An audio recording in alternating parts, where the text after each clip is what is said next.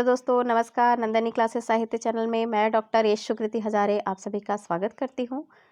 दोस्तों, यदि आप मेरे चैनल में नए हैं तो चैनल को सब्सक्राइब, लाइक और कमेंट जरूर करिए ताकि आपको समय समय पर नोटिफिकेशन मिलता रहे।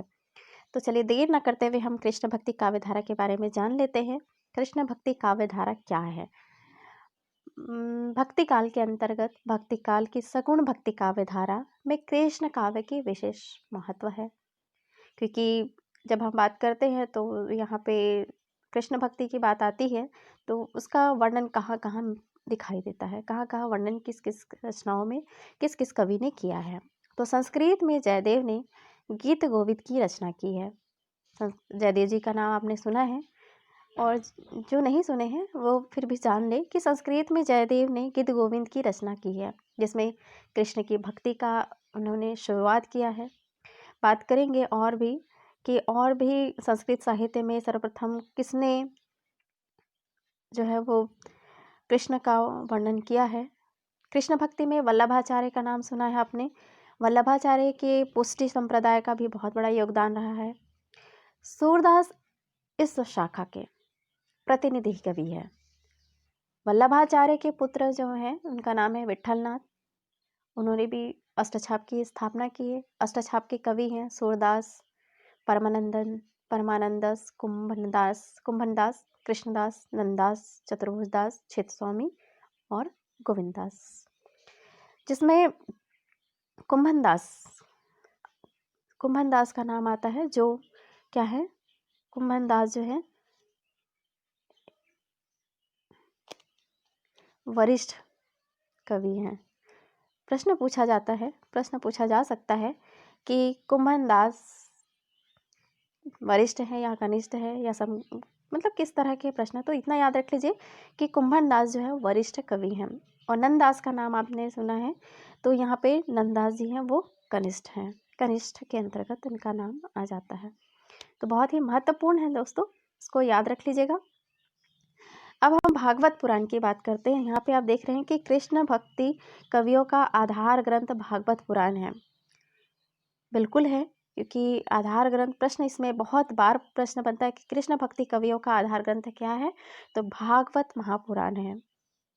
और मीराबाई का नाम भी आता है। मीराबाई तो सभी जानते हैं, क्योंकि उनकी जो है वो कृष्ण जी की किस तरह की उन्होंने उपासना की है। तो मीराबाई इस काव्यधारा की अमर कवित्री है। इसमें वरिष्ठ कवि कुंभनदास और कनिष्ठ कवि नंददास का बहुत ही महत्वपूर्ण योगदान रहा है। भागवत पुराण के आधार पर प्रथम संप्रदाय माधव संप्रदाय है। बात कर रहे थे माधव संप्रदाय। माधव संप्रदाय में द्वैतवाद के सिद्धांत पर कृष्ण की उपासना पर जोर दिया गया है, लेकिन राधा का उल्लेख नहीं है। माधव संप्रदाय में राधा का उल्लेख बिल्कुल नहीं किया गया है। यहाँ पे आप देखिए कृष्ण का सर्वप्रथम उल्लेख कहाँ प्राप्त होता है। सबसे पहले ये जान लेते हैं कि कृष्ण का सर्वप्रथम उल्लेख 8वें मंडल 50वें सूक्त किसमें, ऋग्वेद के 8वें मंडल में 50वें सूक्त के रचयिता के रूप में प्राप्त होता है। कृष्ण का सर्वप्रथम उल्लेख। प्रश्न बनता है, पूछा जा सकता है कि कृष्ण का सर्वप्रथम उल्लेख कहाँ किया गया है, तो ऋग्वेद के 8वें मंडल और 50वें सूक्त के रचयिता के रूप में किया गया है। संस्कृत साहित्य में मैंने अभी भी बताया है कि जयदेव ने गीत गोविंद की रचना करके कृष्ण की भक्ति का प्रारंभ किया।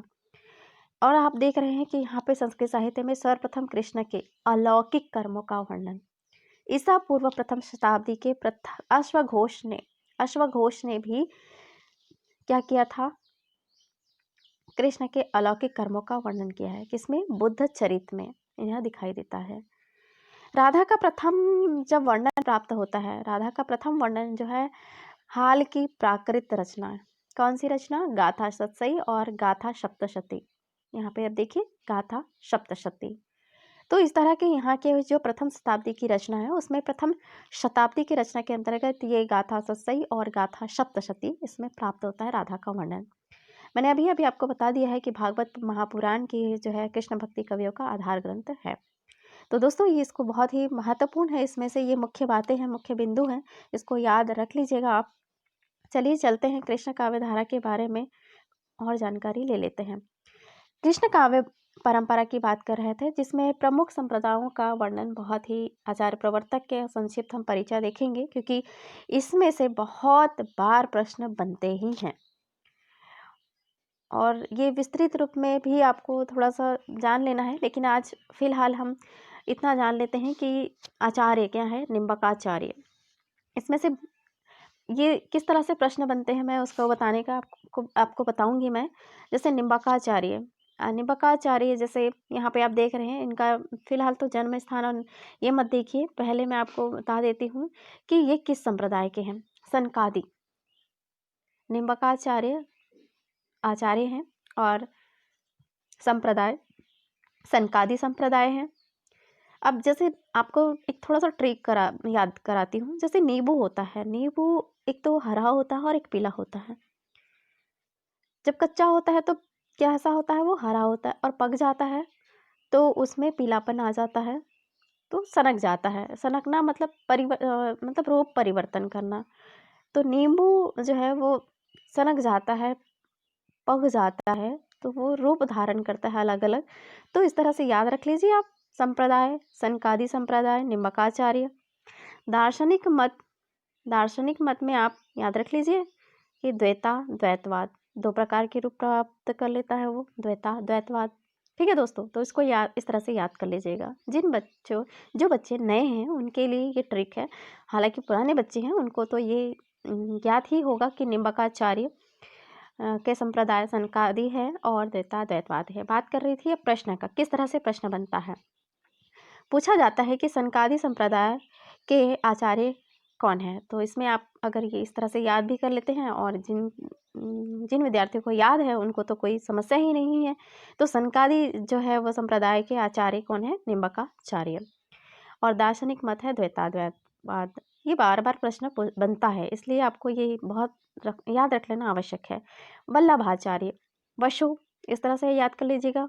वल्लभाचार्य आचार्य के जो है वो दार्शनिक शुद्धाद्वैतवाद, और ये इसका संप्रदाय है वो रुद्र है। देखिए इसमें और भी संप्रदाय रुद्र दो आएंगे, लेकिन अभी फिलहाल आप इतना ही जान लीजिए कि वल्लभाचार्य जो है वो रुद्र संप्रदाय है, और शुद्धता दैतवाद जो है वो दार्शनिक मत है। ठीक है दोस्तों, ये चंपारण याद रख लीजिएगा। जन्म स्थान ये जनरल जीके में भी बार बार पूछा जाता है। चंपारण का ये जन्म स्थान इनका है। और चलिए बात करते हैं स्वामी हरिदास के बारे में बात करते हैं। आचार्य इनका क्या है, संप्रदाय है सख्य संप्रदाय। ठीक है, चैतन्य महाप्रभु का संप्रदाय है गौड़ी संप्रदाय। और यहाँ पे देखिए अचिंत्य भेदवाद, क्या है, अचिंत्य भेदवाद। तो ये चैतन्य महाप्रभु का है। हित हरिवंश का जो है वो राधा वल्लभ। हाँ, अब दोस्तों अब इसका जन्म स्थान याद कर लीजिएगा। पहले तो ये याद कर लीजिएगा, जिस तरह से निम्बकाचार्य का द्वैतवाद है, वल्लभाचार्य का वशु शुद्धाद्वैतवाद है, हरिदास का जो है वो सखी संप्रदाय है, चैतन्य महाप्रभु का जो है गौड़ीय संप्रदाय है, हित हरिवंश का राधा वल्लभ संप्रदाय है। तो इस तरह से इसको याद रख लीजिएगा, बहुत ही आसान है। जब याद करेंगे इसको 2-3 बार लिख के देखिए तो आराम से याद हो जाएगा। अब समयकाल, आजकल क्या है कि इसका समयकाल पूछा जाता है। समयकाल बहुत ही महत्वपूर्ण हो जाता है, इसको सीक्वेंस में दे दिया जाता है या मिलान के लिए, जोड़ी बनाने के लिए दे दिया जाता है। तो हमें ध्यान रख लेना है कि निम्बकाचार्य का समय जो है 1114 से आप देख रहे हैं कि 1162, वल्लभाचार्य का 1478 से 1530, स्वामी हरिदास का 1478 से 1578, चैतन्य महाप्रभु 1486 से 1533, हित हरिवंश का समय काल है 1502 से 1552। बहुत ही महत्वपूर्ण है, इसमें से ये सारे प्रश्न बनते ही हैं। तो इसको बहुत अच्छे से याद कर लीजिएगा, बार बार रिवीजन करते रहिए। अब बात करते हैं कवि हाल की बात कर रहे थे। यहाँ पे आपने देखा कि प्राकृत का वर्णन हमने अभी किया है, जिसमें साहित्य के अंतर्गत उसका वर्णन जो है राधा का वर्णन प्राप्त होता है। कवि हाल का वास्तविक नाम शालिवाहन था, जो प्रथम शताब्दी में प्रतिष्ठानपुर के राजा थे। ये उतना महत्वपूर्ण नहीं है। जैसे यहाँ पे देखिए भागवत पुराण का रास शब्द जो है शरद रास है। भागवत पुराण का रास जो है वो शरद रास है तथा गीत गोविंद का वसंत रास है। अब बात करते हैं बंगाल के अंतिम शासक राजा लक्ष्मण सेन। सभा कवि जयदेव ने 12 सर्गों का कोमलकांत पदावली में गीत गोविंद की रचना की है। ये इतना महत्वपूर्ण नहीं है, अभी तो पहले आप इतना ही जान लीजिए कि गीत गोविंद की जो है जयदेव जी की रचना गीत गोविंद है। और यहाँ पे भागवत पुराण में कुल कितने हैं, तो 12 स्कंद हैं। बहुत ही महत्वपूर्ण है, जनरल प्रश्न में भी पूछा जाता है कि भागवत पुराण का जो है वो कितने स्कंद है, तो 12 स्कंद है। सनकादि की बात कर रहे थे, इसमें सनकादि या निम्बार्क संप्रदाय के बारे में जान लेते हैं। भक्ति के निमित्त विष्णु के स्थान पर कृष्ण के सगुण रूप का सर्वप्रथम प्रतिपादन निम्बार्काचार्य ने किया है। अभी अभी हमने जाना है सनकादि जो नींबू होता है वो किस तरह से सनक जाता है। ये सनकादि या निम्बार्क संप्रदाय भक्ति के निमित्त विष्णु के स्थान पर कृष्ण के सगुण रूप का सर्वप्रथम प्रयोग किया गया है। अभी अभी आपने जाना है। निम्बार्काचार्य का मूल नाम याद रख लीजिएगा, नियमानंद है, नियमानंद है नियमानंद था। निम्बार्क का अर्थ होता है नेम पर सूर्य के दर्शन कराने वाला। किस पे हो सकता है प्रश्न बन जाए, जान लेना आवश्यक है। निम्बार्क का अर्थ क्या होता है, तो नेम पर सूर्य के दर्शन कराने वाला। ठीक है दोस्तों, अब आगे चलते हैं। निम्बार्क को भगवान कृष्ण के सुदर्शन चक्र का अवतार माना जाता है। इसमें से भी अब विस्तृत रूप से पढ़ना बहुत आवश्यक है, क्योंकि यहाँ से बार बार प्रश्न बनते हैं। और अब स्टैंडर्ड बढ़ गया है, नेट एनटीए नेट का, पीजीटी टीजीटी आदि परीक्षाओं का स्तर बहुत ज़्यादा बढ़ गया है, तो इसलिए हमें ये याद रखना आवश्यक है। निम्बार्क को भगवान कृष्ण के सुदर्शन चक्र का अवतार माना गया है। ठीक है, इनका एक सुदर्शन भी था, इनका एक नाम क्या था, सुदर्शन भी था, इसलिए सुदर्शन चक्र का अवतार माना गया। इस तरह से याद रख लीजिए। निम्बार्क संप्रदाय में कृष्ण के वामांग में सुशोभित राधा के स्वकीय रूप का वर्णन प्राप्त होता है। पूछा जा सकता है प्रश्न कि निम्बार्क संप्रदाय में कृष्ण के मतलब जो राधा के है वो किस रूप का वर्णन किया गया है, तो स्वकीय रूप का वर्णन किया गया है। निम्बार्काचार्य के कितने शिष्य थे, तो 4 शिष्य थे। कौन कौन थे, निवासाचार्य, आदुम्बाचार्य और गौरमुखाचार्य। श्री लक्ष्मण भट्ट श्रीनिवासाचार्य ने वेदांत कौस्तुभ ग्रंथ की रचना की थी, जिसके बारे में यहाँ पे दे दिया है। निम्बार्काचार्य ने 5 ग्रंथों की रचना की थी, वेदांत परिजात सौरभ, दशलोकी, कृष्ण स्तवराज, मंत्ररहस्य षोडशी, प्रपन्न पल्लवी। इस तरह से इसको, हालांकि इतने इसमें इतना महत्वपूर्ण नहीं है, लेकिन आपको मैं बता दे रही हूँ। अब जो महत्वपूर्ण है कह रही हूँ मैं, उसको याद रख लीजिएगा आप लोग। निम्बार्क संप्रदाय की सबसे बड़ी गद्दी जो है राजस्थान के सलेमाबाद स्थान पर है। जो राजस्थान के हैं विद्यार्थी उनको तो पता ही होगा, निम्बार्क संप्रदाय की सबसे बड़ी गद्दी राजस्थान के सलेमाबाद स्थान पर प्राप्त होता है। तो दोस्तों ये बहुत ही महत्वपूर्ण है, इसमें से प्रश्न बार बार बनते हैं। अब चलिए बात करते हैं इनके बारे में, क्योंकि यहाँ से प्रश्न बनते ही हैं। अब हम चलते हैं असछाप की कवि की ओर, या फिर सूरदास के। ये इसमें से संप्रदाय के बहुत सारे प्रश्न बनते तो ही हैं, लेकिन हम प्रमुख बात यहाँ पे करेंगे। या फिर कुंभन दास के बारे में आप देखिए, यहाँ पे आपको मैं बता रही थी अलग अलग जो है असछाप के कवियों का सारा वर्णन दिया हुआ है। इसका मैं अलग से विस्तृत से वीडियो बनाऊंगी असछाप का दोस्तों। ठीक है, अब सूरदास के बारे में बात करते हैं। सूरदास देखिए यहाँ पे है, सूरदास का जन्म। सूरदास का जन्म है जो है वैशाख शुक्ल 5 दिन मंगलवार संवत, यहाँ पे देखिए 1535 विक्रम में हुआ था और 1478 ईस्वी में हुआ है। बहुत बार प्रश्न बनता है सूरदास जी का जन्म बताइए, मिलान के लिए दे दिया जाता है, जोड़ी बनाने के लिए दे दिया जाता है, जिसमें आपको ध्यान रखना है। या फिर ऐसा सूरदास जी का नाम दे देगा, कबीरदास जी का नाम दे देगा और बिहारी का नाम दे देगा, और आपको समय से उसको मिलान करना है। तो 1535 ईस्वी और 1478 जो है इसका 1535 विक्रम और 1478 ईस्वी, इतना याद रख लीजिएगा। वल्लभाचार्य के से ये 10 दिन के छोटे थे। अब यहाँ पे आप देखिए कि यहाँ से भी प्रश्न बहुत बार बनते हैं कि सूरदास के जन्म स्थान के संबंध में 2 मत है। जिस तरह से हमने अभी कबीरदास जी का देखा था कि किस तरह से इनके हजारी प्रसाद द्विवेदी और रामचंद्र शुक्ल ने अलग अलग जन्म स्थान के बारे में बताया है, उसी प्रकार सूरदास के जन्म स्थान के बारे में भी संबंध में जो है वो मत है। रुनकता देख रहे हैं आप, रुनकता गऊ घाट में इनका जन्म माना गया। और सिही, रुनकता और सिही, तो रुनकता में किन किन लोगों ने माना है, किन विद्वानों ने माना है? श्याम सुंदर दास, रामचंद्र शुक्ल, हजारी प्रसाद द्विवेदी। बहुत ही महत्वपूर्ण है, इसमें से भी प्रश्न बनते हैं।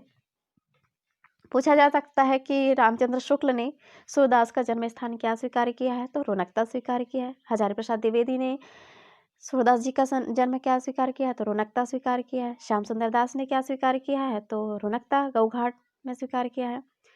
सिही, सिही की बात करते हैं। सिही गणपति चंद्रगुप्त ने सिही नगेंद्र, डॉक्टर नगेंद्र और वार्ता साहित्य में प्राप्त होता है। तो दोस्तों इस तरह से ये सुंदरदास जी का जन्म परिचय है, जिसमें ये बहुत बार इसमें से प्रश्न बनते ही हैं और बार बार प्रश्न बनते हैं, इसलिए हमें ये याद रख लेना आवश्यक है दोस्तों।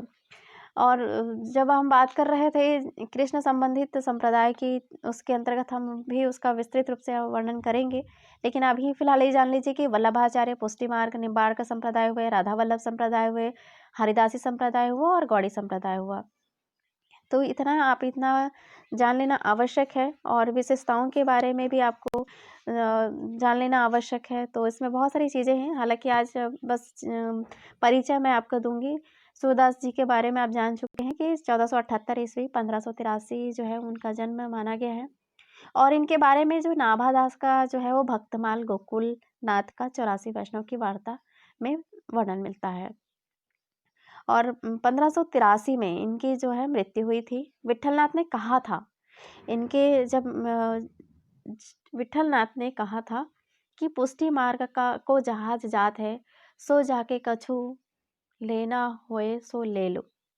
यानी जब इनकी मृत्यु हो रही थी तो मृत्यु के समय इन्होंने कहा था कि, किसने कहा था? विठलनाथ ने कहा था, पुष्टि मार्ग को जहाज जात है, सो जाको कछु लेना हो सो ले। मतलब जा रहा है, जिसको कुछ लेना है वो जा सकता है। रचनाएं इनकी सूरदास जी की है: सुरसागर, सुरसारावली, साहित्य लहरी, सुर पच्चीसी, सुर रामायण, सुरसाठी, राधा केली आदि। तो बहुत ही महत्वपूर्ण है, इसमें से आपको याद रख लेना है। ये देखिए, सॉरी दोस्तों, यहाँ पे आप देख रहे हैं सूरदास, सुरसारावली, साहित्य लहरी, बहुत ही महत्वपूर्ण है। सूरदास की रचनाओं का सर्वप्रथम संपादन किसने किया था, या कब हुआ था? तो जो है वो कलकत्ता में हुआ था, और कलकत्ता के 1841 ईस्वी में राग कल्पद्रुम नामक से हुआ था, नाम में हुआ था। तो इतना याद रख लीजिएगा, सूरदास की रचनाओं का सर्वप्रथम संपादन कलकत्ता में सन 1841 के राम कल्पद्रुम में किया गया था। बहुत ही महत्वपूर्ण है, इसमें से भी प्रश्न बनते हैं। यहाँ पे सूरदास से बहुत सारे है, जैसे देखिए सूरदास की जो रचना है कौन सी, सुरसागर, जो हम सबको पढ़ना है, आपको पढ़ना है, क्योंकि आधार पाठ्यक्रम में यहाँ पाठ्यक्रम में है नेट के। सुरसागर की बात कर रहे थे सूरदास जी की, तो उनकी रचना है सुरसागर, जिसका उपजीव्य, ये बार बार प्रश्न बनता है, भागवत पुराण का दशम स्कंद है। पूछा जाता है कि सुरसागर की रचना जो उपजीव्य है उसका कौन सा स्कंद है, भागवत पुराण का कौन सा स्कंद लिया गया है? तो दशम है वो स्कंद लिया गया है। सुरसागर में 4936 पद है तथा 12 स्कंद है। अब देखिए 12 स्कंद है, जिसमें से दशम जो स्कंद है वो सुरसागर की पंक्ति, यहाँ पे उपजीव्य ग्रंथ को लिया गया है। सूरदास ने सुरसागर में 3 भ्रमर गीतों की योजना की गई है। कितने? 3 भ्रमर गीतों की वंजना की गई है, योजना की गई है। प्रथम भारतीय पद के अंतर्गत ये उतना महत्वपूर्ण नहीं है, बस ये जान लीजिए कि 3 भ्रमर गीतों का वर्णन किया गया है। और दशम स्कंद, बहुत बार प्रश्न, ये तो इम्पोर्टेंट ही है क्योंकि इसमें से प्रश्न बनते ही है। हिंदी साहित्य में भ्रमर गीत काव्य परंपरा का जो प्रवर्तन है वो किसने किया था? तो सूरदास ने किया था। ये बहुत ही महत्वपूर्ण है कि हिंदी साहित्य में भ्रमर गीत काव्य परंपरा का प्रवर्तन जो है किसने किया था? तो सूरदास जी ने किया था। अब आप यहाँ पे देखिए, सूरसागर के काव्य के रूप के संबंध में विभिन्न विद्वानों का मत है, बहुत ही महत्वपूर्ण है, इसमें से भी प्रश्न बनते हैं। डॉक्टर चंद्रबली पांडे लीला प्रबंध काव्य या भाव प्रबंध काव्य स्वीकार किया है। सुरसागर का जो काव्य है उसके बारे में मत है, तो क्या कहा गया है सुरसागर के बारे में? लीला प्रबंध काव्य या भाव प्रबंध काव्य है, ये बताया गया। लीला भी है और प्रबंध काव्य भी है, चंद्रबली ने कहा है, डॉक्टर चंद्रबली पांडे ने कहा है। इधर कहते हैं, बात करते हैं गीत काव्यात्मक है, मनोरागों पर आधारित विशाल महाकाव्य। ये प्रश्न बहुत बार पूछा गया है, बनता है कि पूछा जाता है, गीत काव्यात्मक मनोरागों पर आधारित विशाल महाकाव्य किस रचना को कहा जाता है? तो सूरसागर को कहा जाता है। और किसने कहा है? तो हजारी प्रसाद द्विवेदी ने कहा है। ये इससे प्रश्न बनते हैं दोस्तों। कृष्णचरित का महाकाव्य ब्रजेश्वर वर्मा ने कहा है, और ये मुक्त काव्य तो सर्वसम्मति से है। अब देखिए, भ्रमर गीत में कुल 700 पद है। प्रोफेसर मैनेजर पांडे ने भ्रमर का 3 रूप बताया है। अभी आपने पढ़ा है कि 3 वर्णन भी मिलता है। तो 3 क्या क्या है? कृष्ण का प्रतीक, उद्धव का प्रतीक और स्वतंत्र रूप का प्रतीक। प्रश्न बनता है, इसमें से 3 नाम दे देंगे और एक और दे दिया जाएगा जिसमें से कौन सा नहीं है या कौन कौन सा है, इस तरह से भी दे देगा। तो कृष्ण का, उद्धव का और स्वतंत्र रूप में यहाँ पे प्राप्त होता है। भ्रमर गीत को उपालंब काव्य भी कहा जाता है। बहुत ही महत्वपूर्ण है, भ्रमर गीत को क्या कहा जाता है? तो उपालंब काव्य कहा जाता है। किसने कहा है ये नहीं पता है, लेकिन आचार्य रामचंद्र शुक्ल ने इसे क्या कहा है? ध्वनि काव्य कहा है। ये प्रश्न बहुत सारे से परीक्षाओं में मैंने देखा है कि ये प्रश्न पूछा जाता है, और एनटीए नेट में भी ये प्रश्न 1 बार 2 बार ऐसे आए हुए हैं। तो रामचंद्र शुक्ल ने जो है भ्रमर गीत को क्या कहा है? तो ध्वनि काव्य कहा है। बहुत ही महत्वपूर्ण है। सुर सारावली की बात देखिए, सुर सारावली में 1700 छंद हैं, और इसके संसार को होली का एक रूपक मानकर की गई है। इस रचना संसार को होली का रूपक मानकर की गई है। बस इतना ही इसमें ध्यान रख लीजिएगा। साहित्य लहरी 1550 ईस्वी में अलंकार और नायिका भेदों का उदाहरण प्रस्तुत किया गया है। किसका वर्णन किया गया? तो अलंकार और नायिका भेद का उदाहरण प्रस्तुत किया गया है। रामचंद्र शुक्ल ने लिखा है। किसके लिए? सूरदास जी के लिए। बहुत ही महत्वपूर्ण है, कई बार प्रश्न बनता है और बहुत सारे विद्यार्थी एमए में ही इसको पढ़ चुके होंगे। वात्सल्य और श्रृंगार के क्षेत्र का जितना अधिक उद्घाटन सूर्य ने बंद आँखों से किया, उतना किसी और कवि ने नहीं किया। नहीं, इन क्षेत्रों का कोना कोना वे झाँक आए हैं। बहुत ही महत्वपूर्ण है, याद रख लीजिएगा। सूरदास जी के बारे में कथन रामचंद्र शुक्ल का। रामचंद्र शुक्ल ने एक तरफ और कहा है, उनका मत है, सूर्य की बड़ी भारी विशेषता है नवीन प्रसंगों की उद्भावना। प्रसंग यहाँ पे देखिए, प्रसंगोद्भावना करने वाली ऐसी प्रतिभा हम तुलसी में नहीं पाते हैं। तुलसी की तुलना सूरदास जी से कर दी है इन्होंने। तो तुलसी की जो है ऐसी प्रतिभा जो उनमें है, वो तुलसीदास की बड़ी भारी विशेषता है, जो नवीन प्रसंगों की उद्भावना दिखाई देती है। ये भी मत कई बार प्रश्न पूछा गया है। अब देखिए अगला है, शुक्ल जी ने लिखा है, आचार्यों की छाप लगी हुई 8 वीणाएं श्री कृष्ण की प्रेम लीला कीर्तन करने उठी, जिनमें सबसे ऊंची सुरीली और मधुर झंकार अंधे की कवि सूरदास की वीणा की थी। तो दोस्तों ये बहुत ही महत्वपूर्ण है, लेकिन इसमें से बहुत ही महत्वपूर्ण तो एक ही ज़्यादा आता है इसमें से। आचार्य हजारी प्रसाद द्विवेदी का मत देखिए, सूरदास जब अपने विषय का वर्णन शुरू करते हैं तो मानो अलंकार शास्त्र हाथ जोड़कर उनके पीछे दौड़ा करते हैं। बहुत ही खूबसूरत कथन है दोस्तों। ही मानो सूरदास जी जो है वो जब अपने विषय का वर्णन करते हैं, जब वो लिखते थे या जब उनका वर्णन प्राप्त होता है, जब हम देखते हैं उसमें, तो किस तरह से उनके अलंकार शास्त्र हाथ जोड़कर, ऐसा लग रहा है जैसे अलंकार ने हाथ जोड़कर, शास्त्र हाथ जोड़कर उनके पीछा दौड़ा करता है। उपमाओं की बाढ़ आ जाती है, रूपकों की वर्षा होने लगती है, संगीत के प्रवाह कवि स्वयं बह जाता है, तब स्वयं ही सब कुछ खोजने लगता है। इस तरह से यहाँ पे प्रतीत हो रहा है। हजारी प्रसाद द्विवेदी का मत है। सूरदास की मृत्यु पर मैंने आपको अभी अभी बता दिया है कि पुष्टि मार को जहाँ जात है, जहाँ कछु चाहे कछु लेनो होए सो ले। बहुत ही महत्वपूर्ण है। ठीक है दोस्तों, इसको याद रख लीजिएगा। अगला चलते हैं। ये देखिए और है सूरदास जी के बारे में। सूरदास का अंतिम पद है, क्या है? खंजन नयन रूप रस माते अतिशय चारा चपल अनियारे पल पिंजरा ना समाते। सूरदास को वात्सल्य रस का सम्राट कहा गया है, आप सभी जानते हैं, बहुत ही महत्वपूर्ण है। परमानंद ने वल्लभाचार्य से और अरेला प्रकार से दीक्षा ग्रहण किया था। ये उतना महत्वपूर्ण नहीं है, लेकिन जानकारी आप ले लीजिए। परमानंद की रचनाओं में परमानंद सागर प्रमुख है, 635 पद है। इसके अतिरिक्त दान लीला, ध्रुवचरित भी इनकी रचना है। कृष्णदास कुंभी जाति में शूद्र थे। इनकी जो प्रमुख ग्रंथ है इनकी है। आप इतना इसमें विस्तृत रूप में मत जाइए क्योंकि इसमें से प्रश्न नहीं बनते हैं। यहाँ पे आप देखिए नंददास जी के बारे में बताते हैं। अच्छा दोस्तों, एक और हजारी प्रसाद द्विवेदी का है, इन्हें स्त्री चरित्र का विशाल काव्य माना है। सूरदास जी को इन्हें यानी जो सूर सागर की रचना है उसे उन्होंने क्या कहा है, स्त्री चरित्र का विशाल काव्य माना है। और जो सुर सारावली है, सुर सारावली और सुर सागर की विशद सूची कहा गया है, दोनों को अलग अलग नाम दिया है। कुंभन दास के बारे में बात कर रहे थे, परमानंद के बारे में, तो परमानंद का इतना ही जान लीजिए कि इनका समय जो है 1493 है। 1493 इनका समय काल है। 1493 ईस्वी लिख लीजिए आप, ईस्वी। और सूरदास की बात वात्सल्य में दूसरा स्थान इनका आता है। जब ते प्रीति श्याम ते कीनी ता दिन ते इन नैनई नैको नींद न लेनी, इनकी पंक्तियां हैं। कृष्णदास का नाम आता है। कृष्णदास आप देख रहे हैं यहाँ पे, देखिए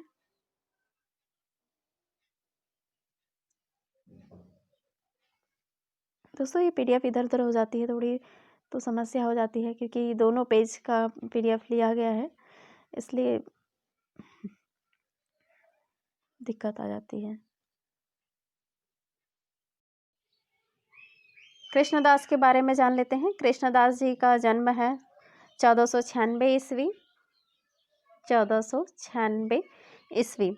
श्रीनाथ के मंदिर में ये अधिकारी पद पर थे। पल्लवाचार्य की मृत्यु के बाद गद्दी के प्रश्न को लेकर गोपीनाथ के पुत्र जो हैं पुरुषोत्तम को गद्दी पर बैठाने की बात करते हैं और उनकी जो पत्नी है उनके साथ इन्होंने साथ दिया था, जिसका कारण जो है विठलनाथ से मनमुटाव भी हो गया था। और जब कृष्णदास का जन्म जो है जाति जो है वो शूद्र है। इनके प्रमुख ग्रंथ हैं जुगलमान चरित्र, भ्रमर गीत और प्रेम तत्व निरूपण। बात करते हैं छिदस्वामी की। छिदस्वामी का समयकाल 1515 से 1585 है दोस्तों। बीरबल के पुरोहित थे। छिदस्वामी जो है वो बीरबल के पुरोहित थे। पुष्टि मार्ग में दीक्षित होने के बाद ये गोवर्धन पर्वत के निकट पुंछरी नामक स्थान पर तमाल वृक्ष की छाया में रहते थे। ये उतना महत्वपूर्ण नहीं है लेकिन फिर भी जान लीजिए, छिदस्वामी बीरबल के पुरोहित थे। पुष्टि मार्ग में दीक्षित होने के बाद ये कहाँ चले गए थे, गोवर्धन पर्वत के निकट पुंछरी नामक स्थान पर तमाल वृक्ष की छाया में रहते थे। गोविंद स्वामी का नाम भी आता है। नंददास जी का भी नाम आता है। अब देखिए नंददास जी के बारे में जान लेते हैं। अच्छा, चतुर्भुज दास भी आप देखिए। चतुर्भुज दास प्रसिद्ध अष्टछाप के कवि कुंभन दास के कनिष्ठ पुत्र हैं। मैंने आपको बताया था कुंभन दास जो है वो है और जो है नंददास है। तो अष्टछाप के कवियों में नंददास का स्थान जो है काव्य सौष्ठव और भाषा की प्रांजलता में सूरदास के बाद है। और नंददास का देख लीजिए आप, नंददास की क्या क्या रचना हुई है। अनेकार्थ मंजरी, मान मंजरी, सुदामा चरित, रस मंजरी, ये तो बहुत ही बार प्रश्न बनता है। रूप मंजरी भी बहुत बार प्रश्न पूछा जाता है, इसी में से ही प्रश्न बनते हैं। पूछ दिया जाता है कि प्रश्न बनता है इस तरह से कि रस मंजरी किसकी रचना है, तो नंददास जी की है। रूप मंजरी नंददास जी की। विरह मंजरी प्रेम बारह खड़ी, श्याम सगाई, रुक्मणी मंगल, भंवर गीत, रास पंचाध्यायी। इसमें से ये प्रश्न पूरे की पूरे रचनाएं, पूरे ग्रंथ याद कर लीजिएगा क्योंकि इसमें से प्रश्न बार बार पूछते हैं। ये उतना महत्वपूर्ण नहीं है लेकिन यहाँ से प्रश्न बनते ही हैं। और ये रूप मंजरी और रस मंजरी, इससे तो बार बार प्रश्न बनते हैं। तो दोस्तों इसको याद रख लीजिए नंददास के ग्रंथ की रचनाओं के बारे में। नंददास के जो जन्म है वो 1533, समय काल भी पूछ दिया जाता है इसमें। 1533 इनका समय काल है। काव्य सौष्ठव और भाषा की बात की रही थी मैं कि इसमें प्राचीनता जो है वो दिखाई देता है और इन्हीं का सूरदास के बाद इनका नाम आता है। तुलसीदास का भाई भी बताया जाता है इनको। इनके चाचा का नाम जो है वो आत्माराम थे और जिनके पुत्र जो है तुलसीदास थे। ठीक है दोस्तों, और अनेकार्थ मंजरी इनके यश के आधार पर किया गया था। इसको थोड़ा सा याद रख लीजिएगा। अनेकार्थ मंजरी यश के आधार पर किया गया था, बहुत ही महत्वपूर्ण है। जो रास पंचाध्यायी है, आप देखिए रास पंचाध्यायी जो है ये ग्रंथ पर जड़िया कवि कहा गया था। जड़िया कवि के बारे में आपको मैंने पहले पंक्ति बताई है इसके इनके। तो इसमें से जो है इनके जो जड़िया कवि भी कहा जाता है, इतना ये बहुत ही महत्वपूर्ण है कि किस रचना पर जड़िया कवि कहा गया था नंदा जी को। तो रास पंचाध्यायी ग्रंथ पर जड़िया कवि कहा गया था। यह एक खंड काव्य है। यह क्या है? खंड काव्य है। यह एक खंड काव्य है और इस रचना को वियोगी हरि ने हिंदी का गीत गोविंद कहा है। किसने कहा है? वियोगी हरि ने। बहुत ही महत्वपूर्ण है। वियोगी हरि ने क्या कहा है? गीत गोविंद कहा है। चलिए दोस्तों आगे देखते हैं।